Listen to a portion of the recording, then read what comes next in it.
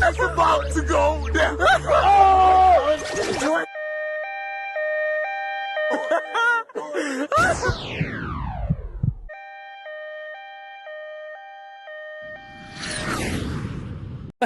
This thing's not gonna start. Hey, what's up, everybody? Welcome back to the Imported Brand Podcast. I'm your host, Nathaniel Robitaille, and I'm here today with my guy, my brother, Stephen Mccluskey, tight end, jack of all trades, kinda. Welcome, Stephen. What's up, man? Thank you for having me.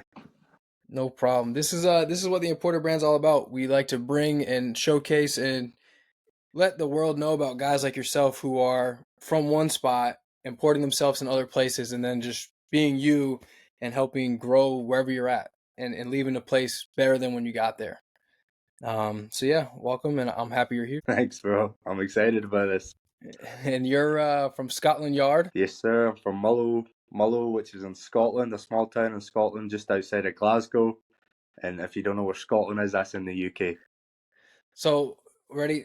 For people that don't know, and I obviously don't know, when you talk about Scotland and the UK, when I think of the UK, all I know is London. And like I told you, I think when I met you, I think of rolling hills. That's all I think of. I think of Ed Sheeran, rolling hills, in London. Best way to describe Scotland, watch the movie Braveheart, and that kind of just sums us all up. That's what Scotland is for you guys. Yeah, that is true. You always brought that up on the bus of Braveheart, and Coach, shout out Coach Mattingly, he always brought that up too. I'll never forget we were teammates for the Fairbairn Throners, which we'll get to later. But yeah, Coach Mattingly always brought that up when we were on our bus rides home. When we stopped at the gas station, everybody had a couple drinks. He always brought up Braveheart for some reason.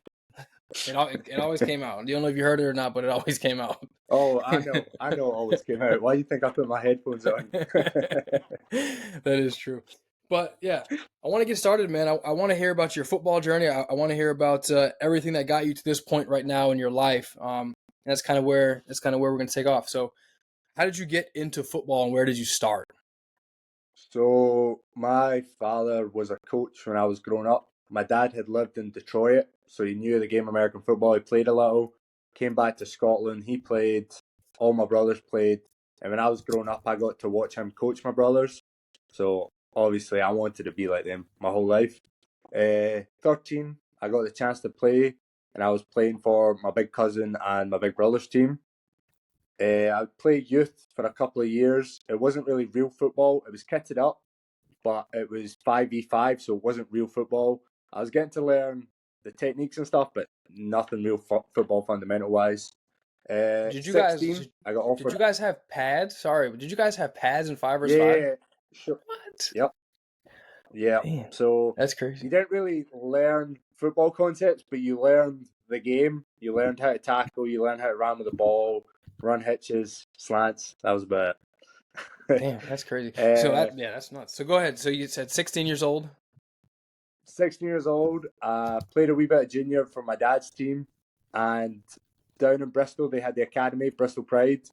They sent me a message before my last year of high school, offering me a tryout. I go down there. I end up making the team. Obviously, that changed my life from there on. I left my house at 16 years old on my own. Definitely a scary experience because I moved down to England. Like, it is a different country, so it was a different experience. Bristol was one of the best parts of my life. My first year, we travelled to Germany for my first ever 11-on-11 football game. It was a scary experience. I'd play there for 4 years. I was the starting quarterback until I tore my rotator cuff and my throwing arm. Yeah. So I tore it before a game, but we didn't have any other quarterbacks playing that day, so I then had to play with it, and it just destroyed my shoulder completely. So I went through surgery. Is Bristol like a prep school? Well, when I was there, it was like a prep school. It's not like that anymore. Now it's like a university in England. But see, when we were there, it was like prep school. So we were all going there to get out of there. It's kind of like JUCO prep school. That's how you think about it. We were going to Bristol to get out of Bristol and go to America. So okay, damn. Because when I think about Bristol, third year, That's when the real dogs were there. Like that's when everyone was trying to go to America. Oh, okay. Because when I think of Bristol, because I've seen it, and I thought of Bristol, I thought it was like a high school prep school thing. I didn't know it was a university. Well, after I left, I think it was only 2 years ago they became the university team. But when I was there, it was like high school prep school, and man, it was the best guys in Europe would go there to go to America. Man, Okay. that was awesome. That was really competitive football, and I felt sorry for the guys that never made it to America because some of them were great football players. But Are I'd play are there any of for them four playing? years. So I got a boy right now. I got two or three that are in the States right now. I got someone in NAIA, my buddy playing receiver. I got an outside linebacker D end playing.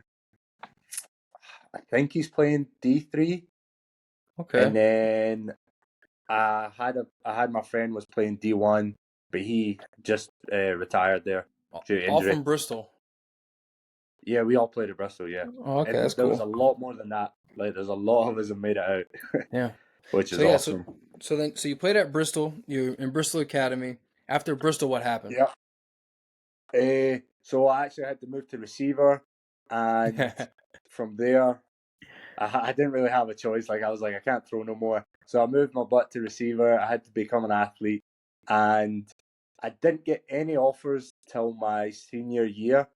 I had a few D3 offers, which were like it just wasn't affordable. And then all of a sudden, like within 1 month, I had loads of emails from coaches offering me NAIA, D3, JUCO, and me and my family had decided I was going to go to a D3 until I came on visits and a D2 school offered me. And then next thing you know, I was in Oklahoma. It was just like that. Like I did my visits, and then about a month and a half later, I was in Oklahoma and I knew nothing about it.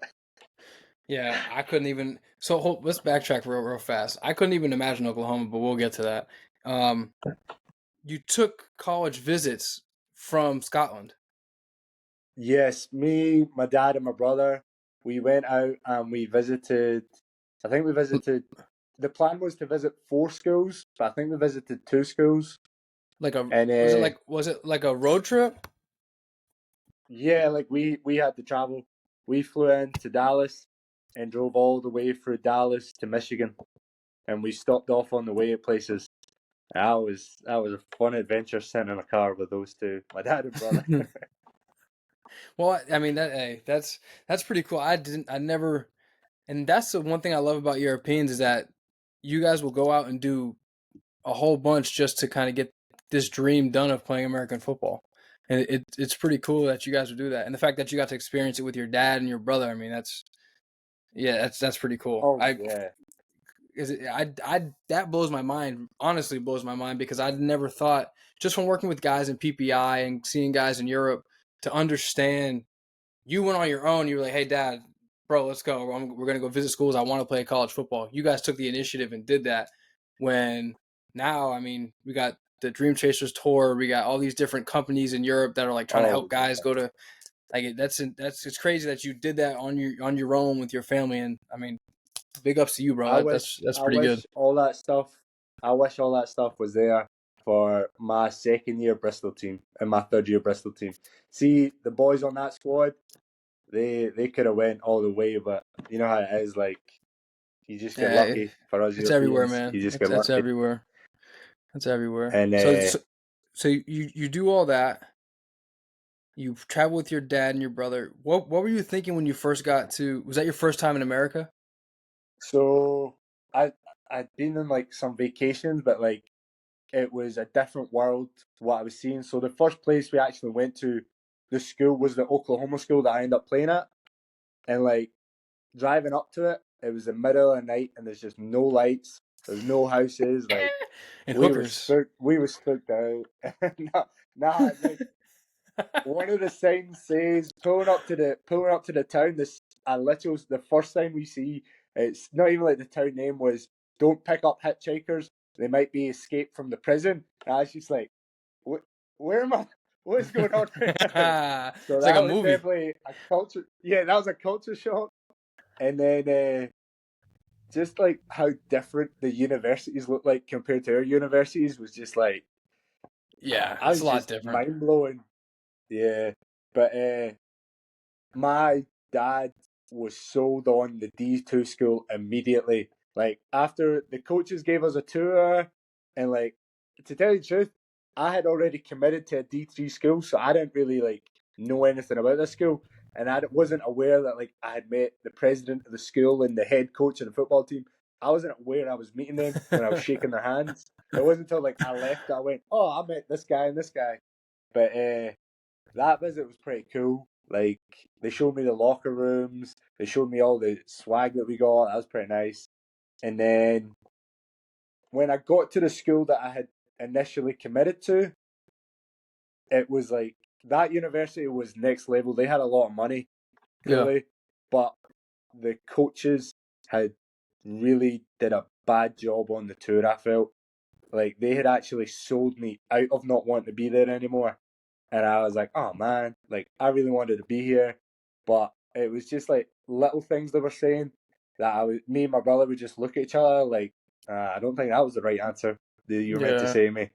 And but at the end of the day, I got a chance at playing D2 football, and then I took advantage of it. So the next 5 years were crazy. Yeah, so you take the tours, you get to experience that. You like you just said, you go through the whole process, which is crazy. That when you said that, I'm like, wait a minute, he went from Scotland and traveled around and did recruiting. That's nuts. Because usually from here, if you go on a visit, like you're going to a place that's recruiting you, and you're doing this and that, and it's Yeah, like a whole yeah. big thing.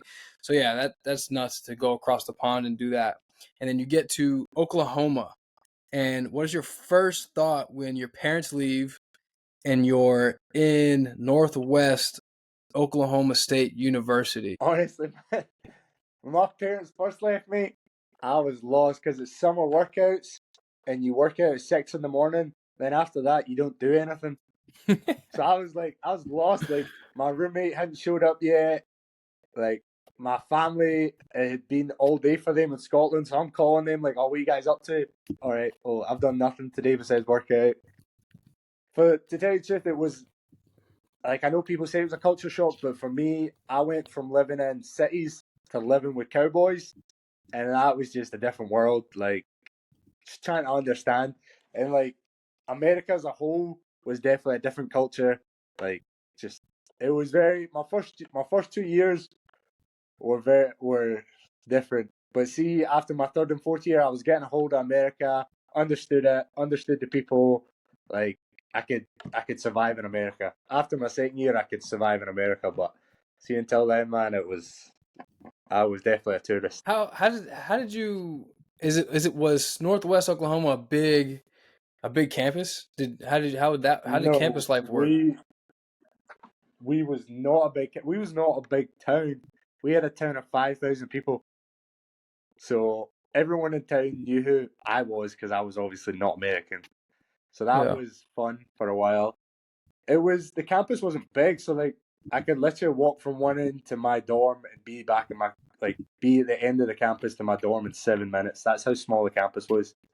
It wasn't it wasn't a big college, so like I'd I'd describe it like an American high school. That's how Yeah. I'd describe it, like an American high school. So I loved it for that aspect because obviously I never got to experience that. But from the football side of things, man, it was very tough. Uh, First year practice squad was killing me, That's a culture and shock. like, yeah, Even that wasn't fun. Like, I can say that, bro. Even for me, that was a culture shock. Going from being an all-state quarterback and all this stuff, and then going in as a receiver, and you're just playing special teams and trying to learn. It felt like I had no clue about what football was when I was a freshman in college. oh, I could definitely say that. It was like I remember special teams. I dude kept running through me, but like I'd stay on my feet, and I was like, Coach, how do I fix this? Like, and you couldn't. The guy's just bigger, faster, stronger than you. That's just Yep. college football. And you're like, what? Yeah. First It year was said definitely difficult. it says here, By right? far. So I looked it up. Your freshman year is 2018. You're 5'10", 205. Bro, And then don't and then look at them and stats. then They and then do you not look. grew, and then you grew 5'10", 5'11", 5. That's 6 feet, 6'1". You grew 3 inches in 1 year, and then in You don't. 18, 19, 20, 21, in 4 years you gained 20 pounds. Right. See that height thing? They did me dirty. I remember exactly how it went down. The girl did a terrible measure. She made me Yeah, lean back, and I was like, you're "This ain't how you 5'10", do it." bro. The minute that got posted, that was all over social media. I was like, I hate who did me dirty like this. Because I definitely did gain loads of all your weight.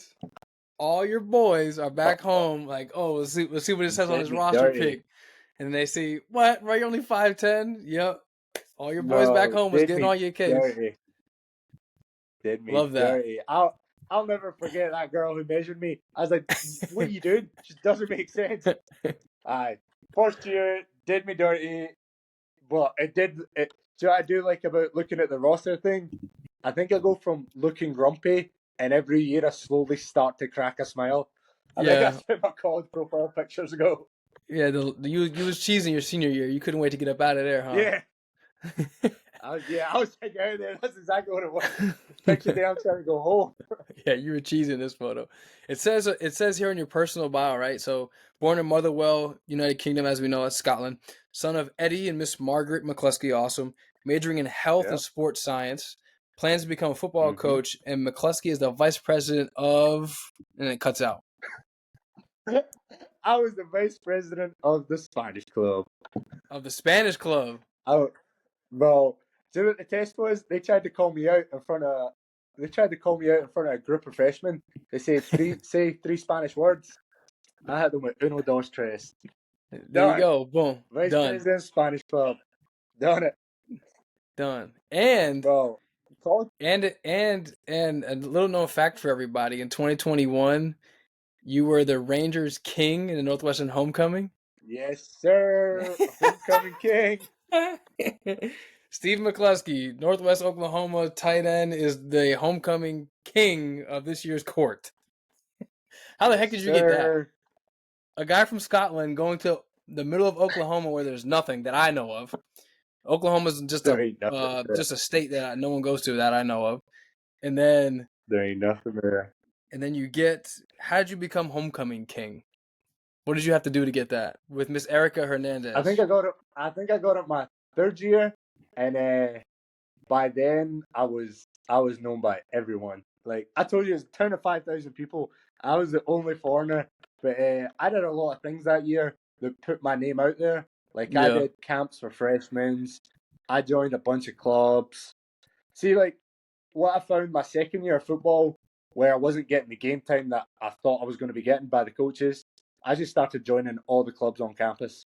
Which is good. I need to keep myself occupied, and it was amazing because I got to meet people from all over America. Yep. Which I'd say my second year was my funnest year for that aspect because as a part of all these clubs, like I got made vice president of Spanish club and I don't speak Spanish, so that's how good life was.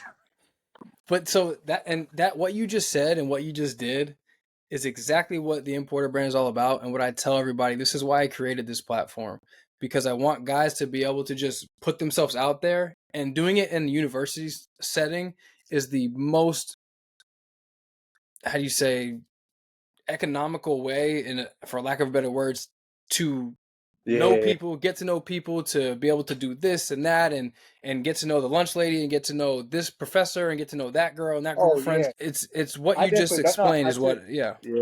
Go ahead. I took advantage of that. See what you just said. I knew the cleaners on campus. Yep. I'm actually still boys with one of the maintenance guys. Like I knew the cafeteria staff. I knew all my professors. Like I thought to myself, why not? And then I remember my dad said a quote to me my first year. He says, "You might be the only Scottish person some of these people ever meet, so you better be the best one." I was like, "Yeah, all right, mm-hmm. All right." No, he's exactly right. I think you're the first one I've ever met, honestly. So yeah, and that's he was right, man. Your dad was right. That's what you just said, and what you embodied is just kind of what this is all about, what the Importer brand is all about. Because to be an import, you're going to a place, and from what for your this is your home and you're getting imported to another place and you have to make it work. So Yeah. for you to make it work in Northwest Oklahoma, that's pretty dope. And for you to get yourself involved in a foreign country with a foreign people and all that stuff, and just to be the homecoming king, the president of a club, to have a job on campus, to do all like whatever you did there, Yeah. you did it right. So I applaud you on that. That's pretty cool. That's pretty dope. Appreciate it, That's bro. awesome. That's pretty awesome. So how did your seasons end up at Northwest Oklahoma? Like from your freshman year to your senior year, how did you do on the field? I didn't get my shot till my junior year. Yep. My second year, see when I said I joined all the clubs, that was by far the hardest football. Like, football was weighing me down, and it was hurting me that it was weighing me down. Like, I love football, and it shouldn't have been doing that to me. So my third year, new tight end coach, he gave me a chance, and a new quarterback coach gave me a chance on special teams. Man, I took advantage of that immediately. It was great because on kick return, they would always pitch the ball, and I was always there catching it. I was like, that's stats, tick. Yeah. I just caught a kick in NCAA football. Mm-hmm. Junior year was fun. I got reps in an offense. I think every game I got reps in an offense, but they weren't really meaningful reps. Not saying that in a bad way, but like I was on the field, but the ball wasn't coming at me. It was like a run to the opposite way or something like that. Yeah. So the school had messed up my eligibility, and they had told me my junior year it was my senior year, so I thought I was done with football. And my family came out to senior day and stuff, and I was like, I'm done. I guess I'm just going to be a GA now. And then new athletic, like NCAA representative came to our school. She saved my career. She said, yes, the school has messed up the eligibility, but I'm able to get you one more year. And I loved her forever. Like, we got the most expensive like whiskey we could from Scotland and gave it to her. Like, I forever owe my career for her for doing that, for her sticking her neck out and getting me one more year eligibility. And my senior year, a brand new tight end coach, and I wouldn't be still playing football if it wasn't for him. So I'm definitely giving him a shout. Bench him, saved my career. That's awesome. Most definitely saved my career. That's because awesome. Senior, I wasn't the starting tight end until because at that point as well, I was working a lot in the summer to make money, so I wasn't making I'm a guy that goes to 100% everything. But that summer I wasn't 100% because I had to make the money, and the head coach helped me out as well, supported me a bit, and my new tight end coach was always coaching me. That's what I loved about him. Like, he wasn't ever you get some coaches that are your best pal. This guy was always on my ass.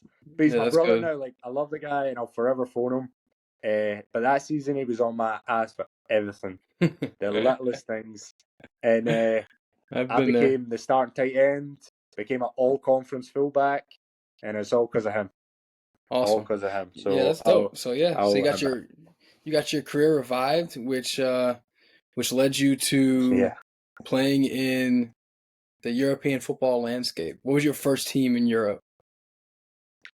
I was lucky enough to go to the Swabish Hall Unicorns as my first team. And like I says, I wasn't going to play. I was going to be a coach. I was ready to be a GA. And after I got the All-Conference award, I was like, I still got a couple of years in me. And the Unicorns, I was late. I think I signed with the Unicorns in February. And I showed up in February. I was like, I think I'm going to come back to Scotland, play football. And Rota and Jumbo and Felix were like, come play for us. And man, what a year that was. Oh, I loved it. I loved playing with them guys. And that was the year when Coach Newman had left, right? Yes. Yeah, Coach Newman had left. So everybody was kind of with the remnants of the Coach Newman era. Yeah, they called it the rebuilding year, and I didn't know that till I got there. I didn't know none of the drama. I didn't know half the team had left to go to the ELF. All the guys left were all backups. But you Yep. know what? All those guys balled out when they got the chance, and I love them all now. They're all my boys. And like, also, I didn't know the coaches weren't big impact coaches at the time until I got there. And it was we all definitely had learning curves, but the fact that we were all doing it together with everyone with a little bit of experience, man, it was just so fun. I ain't gonna lie. Yeah, Playing I for the can say Unicorns was a blast. I can concur with that because I played there for 4 years, so I know the city gets involved. The team has one culture and it's a machine. Yeah, And if you try to get in that machine and try to do your own thing, you get spat out eventually. Like the machine just keeps yeah. running, and if you try to mess up the machine, you get spat out. So I know that for Mm-hmm. sure. And the city's awesome. I mean, you got Debbie's, you have Canteen, the Ilga, I think just opened back up. Uh, I mean, there was We had so many great food places. Yeah, We got the Unicorn Burger. you're welcome. Oh man, You're yeah, welcome. yeah. You got all that. We You're do owe welcome. you for that. You're welcome. That burger was actually like I've told you that story already. That burger Yep. was a random night. We were in that burger. Not they weren't a sponsor. My teammate Tyler Rudenbeck says, "What the freak, bro? You got the Unicorns burger here, but they're not a sponsor." I said, give me 1 minute." Hello, Coach Newman. Yeah, we got this thing going on down here that they're not. Boom, done. That next week, yeah, they were a sponsor. Easy as that. That's And then crazy, bro. then you're welcome That's for the crazy. golf course too. You're welcome. I love the golf course Yep, every you're welcome for the Wednesday. golf I course. love that with the boys. Yeah, you're welcome. Yeah, the Hey, unicorns. They when I was in Slavish Hall, it was paradise. It was paradise it when I was there that whole year. bro, it really was. And the coolest thing that I got from that experience with the unicorns was that everything almost was documented because we had now. Oh yeah, yeah, So all those years together, 2017, 18, 19, 2020, most of the time we had together was all documented. So there's days where sometimes I'll be just sitting around doing nothing. I'll say, let me go just check old now videos and just to see like how it was on the outside looking in. And man, I know you had a blast. That was a lifetime, yeah. just lifetime, just flying through my head. It was awesome. And then I how did can't you even guys think my. do? So I was going to say that I think my favorite memory of Slavish Hall was the fact that we weren't the old unicorns. We weren't killing everyone. We had to fight for every win, and that's Mm-hmm. what football is like. It gets boring when you're blowing people out every game, but see when like you have to fight for every yard, that's real That's a lie. football, and I think that's why I loved it the most. Like That's a lie. that's why I liked it. Yeah, Nah, yeah. bro, like You like it's that, but fun that's a doing it a lie. couple of times. It's fun doing it a couple of times, but then you get bored of it, bro. Hold You on, get bro. bored of it. Hold on. Hold on. Give me everybody at the Porter brand you're still watching. Give me 1 second. Come on, buddy. I gotta do this for you. I gotta do this. I gotta do this for you and for everybody watching. This was not boring, bro. Hey, bro, I didn't say winning was boring. This I was not said boring, blowing bro. teams out is boring. Bro, when you go 50-0, when you go 50-0 and you're winning all these games, you're not thinking this is boring. You're like, okay, man, let's at halftime the I close didn't is say off. that. These are staying on the rest of the interview though. The rest of the experience. Everybody, welcome back to the imported brand experience with Stephen Mccluskey.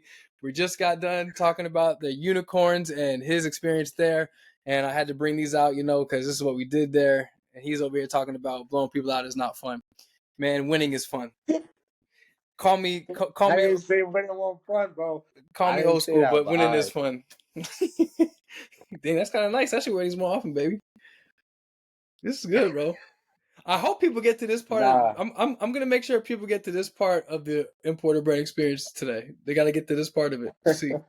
Hey, nah, unicorns is fun though, because people didn't think we was going to make it as far as we did, and I Exactly. think that's what made it 10 times better. Like we went up against Dresden, and Dresden were meant to be the team to beat besides Potsdam, and Yep. everyone was saying that we were going to get blown out, and then we just went out and we balled out. And the fireworks show after that game, I'll never forget. I'll never forget the crowd, how loud the crowd were in Slavish Hall that day we were playing Dresden. Like I couldn't even think. They were so loud, like it was just blowing your ear. I couldn't even get a thought off. And Did that they game bring was in amazing. did they bring in the extra stands? No, no, no, no. We filled out the stadium, and there was thousands of people standing around it. Yeah. But man, see, I That's just that remember city, the bro. last play on. Yeah, bro, it's just crazy. I like that night was amazing. Like the fireworks going off, being just knowing that we're going to the final was crazy. To know that we made it that far was just unreal. And then Yeah, getting that's to pretty tour the good. stadium, the final was pretty dope. There was a big banner and I was on it. It was pretty cool. The coach just stole it and gave it to me, so that was nice. I played a good game, I was there. but sadly we didn't. Sadly we didn't win. Uh, that wasn't the reason. That wasn't the reason that I left the unicorns. I had nothing to do with that. Yeah. I love the unicorns. I still do right now. I still wear all my unicorn merchandise. Yeah, it's something that once you're stamped in the unicorn legacy and you do what you just did, 2017 kind of sounds like the year you guys had where people knew we were going to win games, but in the playoffs when we got to that point, we literally had to scratch and claw those last three games. I think it was Berlin, Kiel, We and then hit Berlin. Braunschweig. Yeah, and we had to claw those last games in 2017, and we ended up winning off a blocked kick with no time left, basically. And that's one of the most, like you said, once you do something like that, and you're stamped in unicorns kind of history with what you did with Yeah. them, it's something that you love, and I'm glad you got to experience that. Jack Mango had the opportunity to do that too, but that's Jack's fault. He chose to go somewhere else. Which we'll switch gears real fast and we'll go into what you got into next after the unicorns. So you go to the unicorns, you Uh, have an amazing year. Everybody thought that like I said, I was thinking the same way. Everybody left from the old unicorns team and all that. They just had won a championship a couple years ago or the year prior. Everybody leaves, don't know what the unicorns are going to do. You guys end up banding together, getting back to the championship. I'm glad you got to be a part of that. Now 2023, no, four, three, four. four, I twenty think twenty. it's three turning four. Three. Yeah, Yeah, yeah, yeah, yeah. Going three into turn into four. four. You make another jump, and after Northwest Oklahoma, after the Unicorns, where was that next jump? I took a jump to the ELF and I tried to play for the Barcelona Dragons. You tried to Now play, that, or you played? well, I did play, but we all know how that line goes. Barcelona. Yeah, we I'm let me thankful. I'm thankful for the coaches giving me my shot in the ELF. man, Yeah, that's it was the we Barcelona Dragons. Yeah, yeah, yeah, so you went to the Barcelona Dragons, which me and you have a lot of the same kind of taste, I would say a little bit, because I did sign with Barcelona Dragons in the first year of the ELF. I ended up not going. Um, Partly due to some just a couple of conversations I had with some people there, and they didn't want to screw me over. Kind of like what had happened in this year. It got a little screwy down yeah. there. But how was Mhm. your experience in Barcelona? So outside of football, it was amazing. Beautiful city, beautiful women, good food. Like you living in Spain, bro. It was amazing. Mm-hmm. Football wise, like great group of guys. Uh, I guess like if Madrid weren't a team, I could see Barcelona being a lot better because when Madrid showed up, almost all the good players went to Madrid. Because when we showed up, it was a lot of young guys on our team in Barcelona, like guys that Yeah. had just stepped up from junior or had maybe played 1 year of adult football. So that was a culture shock because the ELF is like heavy promoted. So I was like, man, Mm-hmm. these guys are all going to be elite. And I'm not hating on anyone, but they were just a very young team. And I wasn't aware of that coming in. And I love my coaches. They brought me in, they recruited me. Some still call me to today, but Mm-hmm. we struggled at the beginning, all of us getting on the same page for what the team game plan was going to be. Like some coaches wanted to run the ball, control the clock. Some coaches wanted to be pass heavy, and then like it was like three downs and you were punting the ball again. Like we were lost trying to find identity. a Yeah. great group of imports. I loved them guys. Like I lived with them. They were so funny. They were so nice. We're always gymming together. We're always doing everything together. Uh, the imports there were awesome. The Spanish guys are awesome. Like they were all so nice to me. They all tried to speak English, which was the awesome part. Yeah. Because a lot of them don't speak English, so Mm-hmm. it was fun getting my shot in the ELF. Like my first game, I scored a 2-pointer. I got like 7 catches, I think, my first game. Which I Dang. was like, hey, like in the unicorns, I maybe get 4 catches max a game. I got 7 my first game, and obviously we won. And we were like, man, this is going to be awesome. Like the first game, I was like, this could be it. Like we could be on a roll here. Next couple of games go on, and it's not so easy. Like the hard thing about the ELF is the team is basically built on homegrowns. So Yeah. if you don't have enough homegrowns, you're not really got enough backups. Like I Mm-hmm. didn't really have a backup, so I started getting beat up all the time. Like you don't have a backup at practice, you're taking every rep at practice, you're taking every rep in games. Like it starts to wear and tear on you, and it got to me the third game of the season. Like I just couldn't catch. Like my hands were just so torn apart. The ball, the minute the ball touched my hands, like I was, I was like I just couldn't, and that kind of killed my experience at the ELF. It was fun though. Playing in front of a big crowd. Barcelona had a nice stadium, and the fans were awesome. Like they showed up with Scotland flags. When my family came to visit, they grabbed my family and like got my family involved with all the fan stuff. So the fans were awesome, and they gave me the nickname as well. The fans were, I love the fans, and but yeah, some stuff went down. We all had to get out of there, and Yeah. yeah, it's But Barcelona. yeah. But it was And then fun while you, it lasted. I mean, that's good. You got to. That's. I mean, you make the best of the situations you're in. I know the type of person you are because I've met you and I played with you. Um, I know you didn't. It took a lot for you to get up out of there. Yeah, I was. So the Munich game where it got called at a half, that one Mm-hmm. was pretty upsetting because as a team we had to vote the night before, and that was heartbreaking because I knew I might not play in the ELF again, and I was like, damn. And I thought at that point in time as well, what if I don't play ball again? Mm-hmm. And I had to sit out. It wasn't I'm doing it for not all these reasons. It was like, what if I seriously get hurt here? I was like, nothing. I'm not guaranteed any money, any insurance. I've not got a visa. Like all that stuff was there. I was like, I could be trapped in Spain with no money and a broken leg. I was like, Yeah. that I can't risk that. And that's what hurt the most because the team had said no, and then some guys had showed up on game day, and it hurt watching them play. Like I was like, man, I wish I could be doing that. And then it was after that game. I think it was 2 weeks later. I was home. We brought a new coach in. I tried to get along with him, but he was set on his ways, and he was like, I want to bring these guys in. So I was like, all right, you don't want to know who I am, don't want to know anything, how good I am, none of that. I was like, all right, I guess it's time to part ways. Yeah, that makes sense.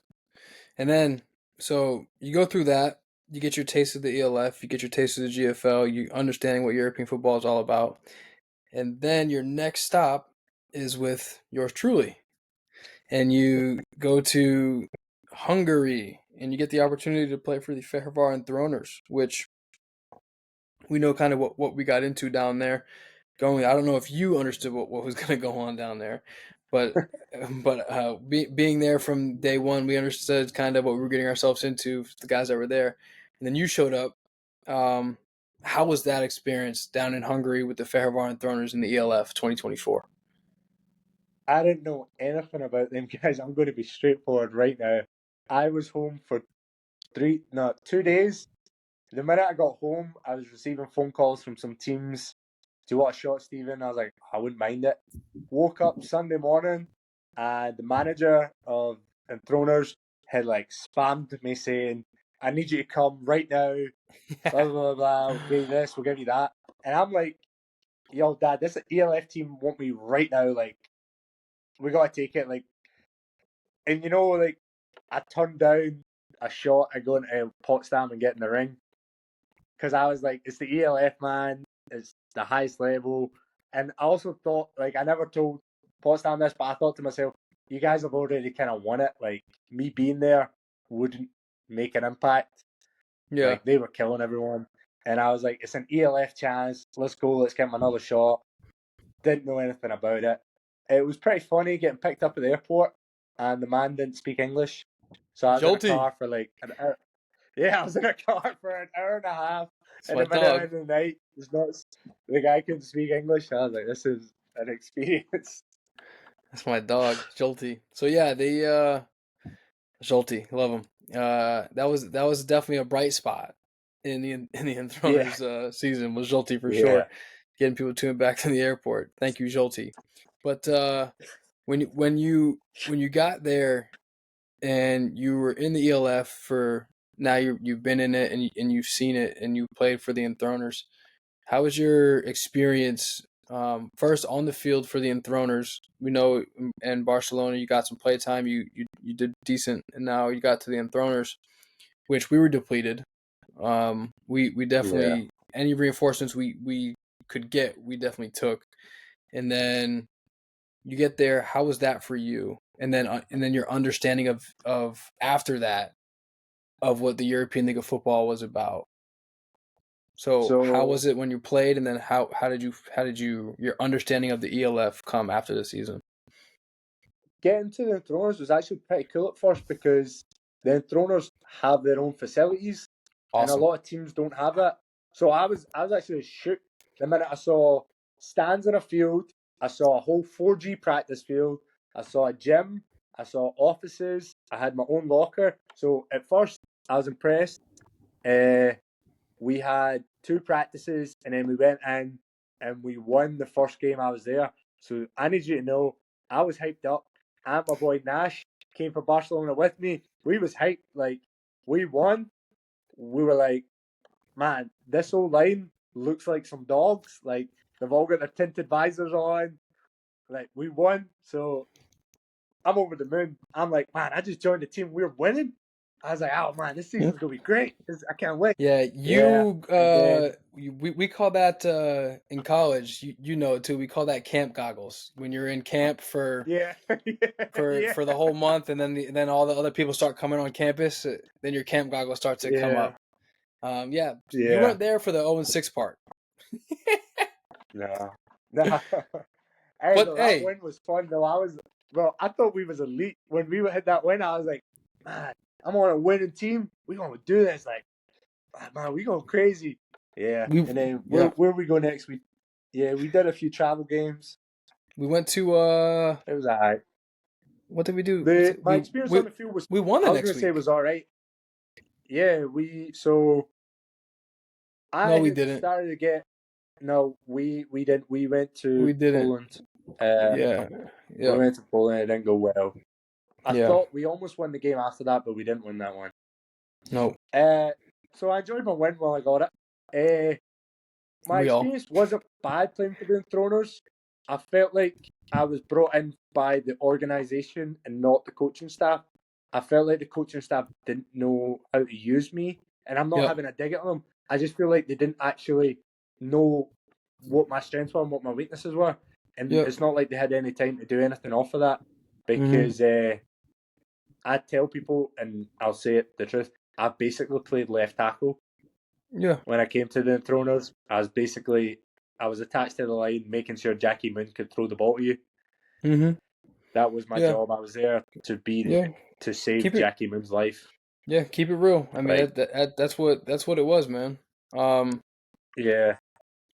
We got to play the game down there, and we got to be able to be imports, and we got to be able to kind of get to know other people, which led us to this conversation now. But we got to. It was good that came out of that situation for sure. Oh yeah. Honestly, I did love living in Hungary. I loved the spa that we got to go all the time. Yeah, the spa was the dope. food options that we had. I liked the fact that they gave me an apartment to myself. and I had a You got bicycle. yeah. I had a bicycle, so it took me 15 minutes to get to the facilities to go work out. Like Yeah. I just rode around the whole town all the time. Like that's what I did when I was Mm-hmm. bored. So I did love that aspect of it. Getting to meet more coaches around Europe was fun, and then getting to meet some experienced coaches as well. Like the stories I was getting, I was like, you know this guy, you know this guy. I was like, that's crazy. Yeah. Um, it was fun. Getting another shot at the ELF was fun. I got to travel more. Like we spent the night in Poland. I got to check around there. When we went to Vienna, I got to meet the legendary Scotsman that's playing for them, Matty. He's the centre there, so that was Mm-hmm. good. I felt like that was like I know the Vienna game was really bad, but see the end of it, like it felt like something historical had just happened because both Scottish football players that had came from nothing football were now two imports in the ELF. Yeah. As like that felt amazing. It felt amazing to finally get to meet them, and like we both got to share our stories on how we got to here. And like I was just really hoping that a lot of the young kids just starting look at that and see that he spent his whole time traveling Europe and is now playing for one of the best in Europe. And I spent my whole time traveling over the world, and now I get to travel Europe, get to play ball and travel Europe. That's pretty good. No, that's pretty cool. Yeah. That I mean, yeah, I don't I man, that's a story, man. Like you that's you going from Scotland all the way down, traveling to America, getting to play Division II college football, NCAA football in itself, and then being able to travel Europe. I only thought honestly that imports did that from the U.S. Like we get to play college football and this, and I've seen guys like come Yeah. back and forth and play. And I'm like, but the fact that you did it yourself, bro. You imported yourself to the other side of the world, got your opportunities, played there, came back, got your opportunities to play Spain, Hungary, in Germany. Like, oh, you've been playing football all over the world now, and it's what's Oh, I my loved next it. my next question is what made you stick with it, and what are your best and worst experiences with it so far? Sticking with it is I still have a lot to prove. Like I was I'm going to be personal. I was upset with my performance in the ELF because I'm a good player and I can make an impact, but I didn't get to make that impact in the ELF. Mm-hmm. So that kind of upset me a bit. But my good experience getting to play in different stadiums. Like I remember used to watch the Swarco Raiders on YouTube as a kid, and the fact that I was in that stadium this year playing, I was like, that's crazy. Not only that, Yeah. like I had like 6 catches in that game as well. I was like, this is crazy. Uh, get to go Vienna. Where else I get to go? I went to Madrid. Like get to travel was up there. Was definitely all, up there. Like all because of the game, unreal. bro. Like that was awesome. Yeah, I All loved it. because of the game. Uh, Bad experiences. Like the when I played for Hall, everything was good. Um, Going to the ELF, obviously they're not fully built yet. Mm-hmm. That would be the struggle with the ELF, but I think hopefully in the next coming years they'll be good. But I feel like they need to change the rules a little bit because you can't really be. It's not going to survive on homegrowns, and it's not me hating on it. It's me just saying like the guys eventually get fed up or getting beat up by people who've been playing the game longer. Like they're going to get fed up. Like it's going to happen. Uh, so if they change the rules a bit and allow more Europeans or more Americans on each team, I think the ELF will explode into something big. Yeah, I've said that from the beginning. I've said that the ELF needs to allow Europeans to travel freely, kind of like the GFL. If you have a European passport, you should be able to go to any team you want without any 8 player restriction. That And is exactly what I'm saying because the lack yep, is O linemen. People don't have O linemen. yep, That's the lack. yeah, So that's for sure. that's your one thing. Let people just travel all around the place. Allow every team to have an O line so games are competitive. Yeah, I agree with that totally.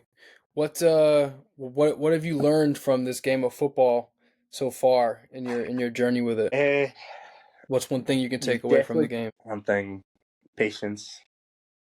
and that comes from being coachable. Like, there's been times where I've had great coaches motivate me.